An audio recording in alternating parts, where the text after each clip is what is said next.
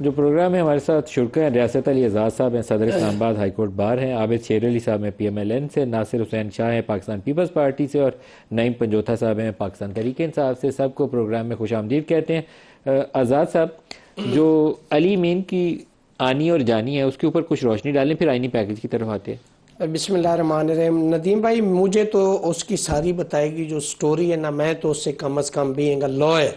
میں کنونس نہیں ہوں۔ اگر ان کا مقدمہ آپ کو لڑنا ہو تو مشکل میں پڑ جائیں تو گے۔ دیکھیں، ہم اپنی لیگل زبان میں کہتے ہیں کہ ایک ہوتا ہے ون ورشن کیس، یہ سو مینی ورشن کیس ہے۔ تو جو سو مینی ورشن کیس ہوتا ہے، 2 ورشن 3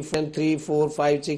وہ بہت مشکل ہوتا ہے اس کو ڈیفینڈ کرنا، چونکہ سٹیپ بائی سٹیپ ایک چیز کا تو آپ ڈیفینس نکال، آگے ایک نئی چیز ہے اس کا ڈیفینس نکالنا، یہ بہت مشکل ہے۔ جو صورتحال ہم نے دیکھی کہ جیسے پی ٹی آئی کے جو ورکرز تھے، انہوں نے دیکھیں، اس سے اختلاف کیا جا سکتا ہے ان کی کوانٹٹی سے، لیکن انہوں نے اپنی ڈٹرمنیشن، اپنے قائد کے ساتھ ان کی جو ایک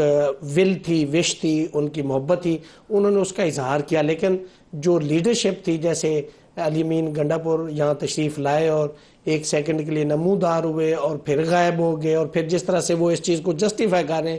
اسلام آباد میں اتنے لاؤ لشکر کے ساتھ بندہ آئے، اور یاد 2 چیزیں میری ذاتی رائے میں، پہلے آئے کیسے اور پھر گئے کیسے، دونوں کا جواب اس میں دونوں کا ایک ہے،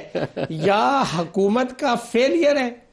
فیڈرل گورنمنٹ کا بالکل کمپلیٹ فیلئر ہے، اور اگر ایسی بات نہیں ہے تو میں سمجھتا ہوں کہ پھر there is something wrong, there is something fishy. تو اگر وہ پھر گیا ہے تو وہ with the connivance of federal government, یا جس کا بھی آپ کہیں، آیا بھی گیا بھی، تو میری ذاتی رائے میں یہ عام فہم جو رکھنے والے لوگ ہیں ان کی سوچ سے یہ کم از کم بالا تھا۔ جب وہ آ بھی رہا تھا تو محسن نقوی نے ایک آنکھ بند کر جانے دیا، اور جب وہ جا بھی رہا تھا تو محسن نقوی نے ایک آنکھ بند کر کے جانے دیا، ویسے ممکن نہیں تھا۔